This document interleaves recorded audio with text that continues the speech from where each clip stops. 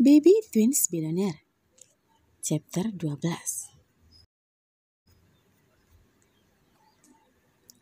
Keisha heran melimpari yang biasanya ceria. Kini sekarang wajah mereka ditekuk, layaknya baju yang butuh disetrika. Loh sayang, kenapa kalian mukanya kusut banget sih? Ucap Keisha. Saat ini mereka telah di ruangan Keisha setelah si kembar dijemput oleh super pribadi Keisha. Enggak kok, Nek, ucap Filio lesu. Keisha memutar otaknya agar membuat si kembar senang. Dia menelpon sang suami untuk menanyakan aktivitasnya. Dan ternyata suaminya saat ini senggang karena beliau juga ternyata sangat penasaran dengan wajah si kembar. Ayo ganti baju dulu, baru kalian ikut nenek.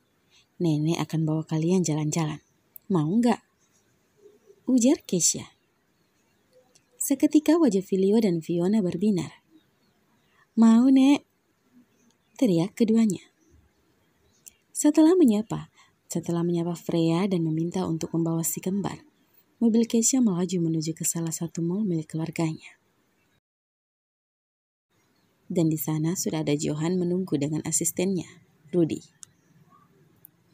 Daddy, Keisha memanggil sang suami saat sudah berada di parkiran samping, tempat parkiran untuk orang-orang tertentu saja. Johan langsung mencium kening sang istri begitu Keisha tiba di depannya. Si kembar bersembunyi di belakang Keisha. Kenapa kalian sembunyi, sayang? Ini ada kakek loh, ujar Keisha. Filio, Fiona, sini sama kakek. Perlahan Fio dan Leo mendekat. Bukan hanya Johan yang terkejut, Rudy pun sama. Tuan mereka? Rudy bahkan tidak bisa melanjutkan kata-katanya. Aku minta kau menyelidiki semua ini, perintah Johan dengan suara yang pelan. Baik tuan, saya akan melakukannya, jawab Rudy sedikit membungkuk. Kalian tidak usah takut, kakek sama nenek akan membawa kalian jalan-jalan, ucap Johan. Johan cium pipi si kembar bergantian. Sungguh ia merasa sangat bahagia jika memang kedua anak lucu ini benar-benar cucunya. Nenek, kenapa nggak banyak orang? Waktu Vio datang sama Mami banyak orang, ucap Fiona yang saat ini sedang dalam gendongan Keisha. Sedangkan Filio sedang berjalan digandeng oleh Johan dalam keadaan diam. Hanya matanya yang melihat ke kanan ke kiri melihat isi mall tersebut. Johan sangat tahu bahwa bocah kecil ini sangat mirip dengannya dan juga Vero. Jadi ia sangat memaklumi sifat bocah itu. Filio menghentikan langkahnya saat di depan toko mainan robot, mobil-mobilan dan pesawat yang terlihat begitu canggih. Johan pun ikut menghentikan langkahnya. Apa kamu masuk, Boy? Tanya Johan. Bocah itu hanya diam. Namun isyarat matanya mengatakan jika dia sangat ingin masuk ke dalam sana. Ayo kita masuk, ujar Johan menarik tangan Filio. Mau tidak mau Filio pun ikut masuk, diikuti oleh Rudy dan para pengawal lainnya. Sedangkan Keisha dan Fiona masuk di toko boneka yang terletak di sebelah tempat Johan masuk. Tak lupa para bodyguard yang setia mengikuti nyonya besar mereka. Filio langsung masuk di bagian mobil-mobilan dan pesawat yang terlihat begitu canggih. Ia menyentuh satu persatu mainan itu yang ditaksir harga jutaan setiap setnya. Karena terlihat dari wujudnya, barang itu adalah barang impor. Dan Filio tahu akan hal itu, karena ia sering mencari harga mainan itu di internet. Hanya saja, ia tidak pernah meminta kepada sang mami, karena Filio sangat mengerti keadaan maminya.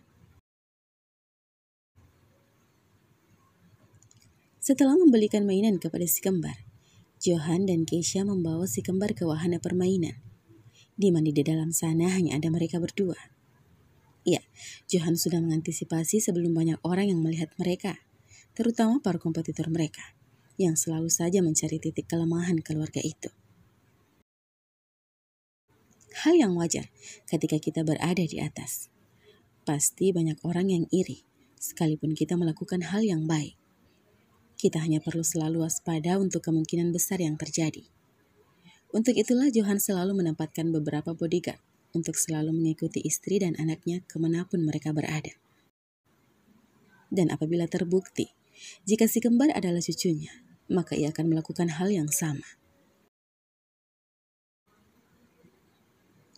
Bukan hanya mainan, sepatu, sandal juga yang sudah dikemas sedemikian rupa, sudah berada di tangan para bodyguard saat ini. Nenek, kakek, belikan kami mainan banyak sekali. Apa uang kakek sama nenek tidak habis? Ucap Fiona dengan sangat menggemaskan, karena mengkhawatirkan keuangan Keisha dan Johan. Kedua parubaya itu bahkan Rudy tertawa mendengar pertanyaan anak itu. Tidak kok sayang, apapun yang Fiona mau beli bisa bilang ke nenek. Saat ini mereka sedang duduk sembari makan es krim, dan Fiona berada di pangkuan Keisha.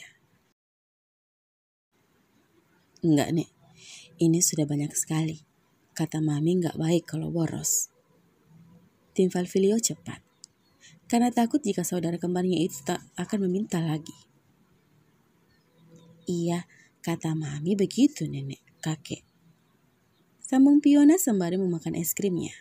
Dan makannya cukup belepotan sehingga Keisha seringkali menyeka es krim di sudut bibir anak itu.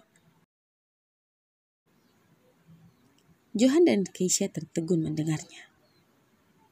Apa selama ini kalian sering ke mall?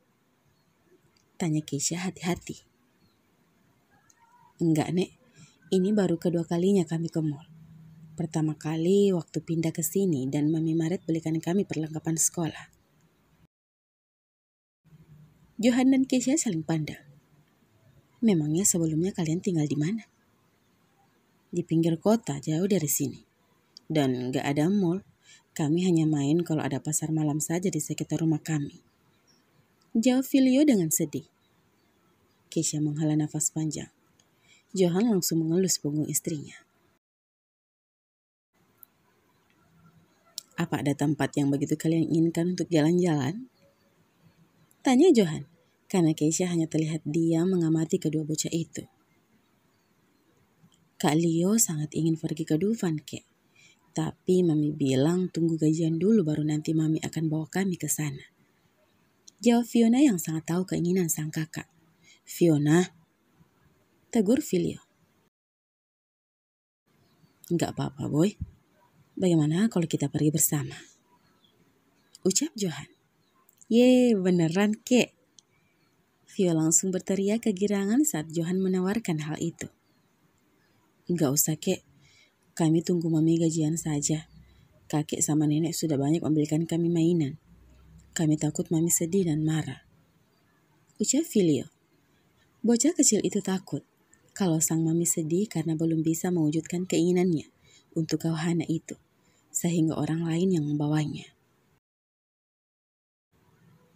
Ya, Kak Leo gak asik. Seluruh Fiona cemberut, membuat Keisha tak tahan untuk mencubit pipi gempulnya.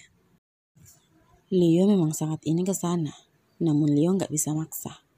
Kata Mami, kalau kita ingin sesuatu ya harus sabar, karena segala sesuatunya gak ada yang didapatkan dengan instan. Apalagi Leo tahu bagaimana susahnya Mami cari uang selama ini. Leo gak mau terlalu membebankan Mami. Jadi Leo nunggu kapan saja Mami siap bawa kami ke sana. Jawab bocah laki-laki itu. Dia berbicara layaknya orang dewasa. Hati Keisha dan Johan terasa teriris mendengar penuturan bocah 5 tahun itu. Tanpa sadar Keisha mengeluarkan air matanya. Jika seandainya tes DNA itu nanti hasilnya terbukti bahwa si kembar adalah cucu mereka, Johan dan Keisha berjanji akan melakukan apapun untuk membuat mereka selalu tertawa, untuk menggantikan 5 tahun mereka yang telah lalu. Entah bagaimana kehidupan mereka sebelumnya. Johan telah memberikan perintah kepada orang kepercayaannya untuk memberikan informasi sedetail mungkin tentang kehidupan si kembar dan maminya. Bersambung, sampai jumpa di episode selanjutnya ya. Terima kasih, bye-bye.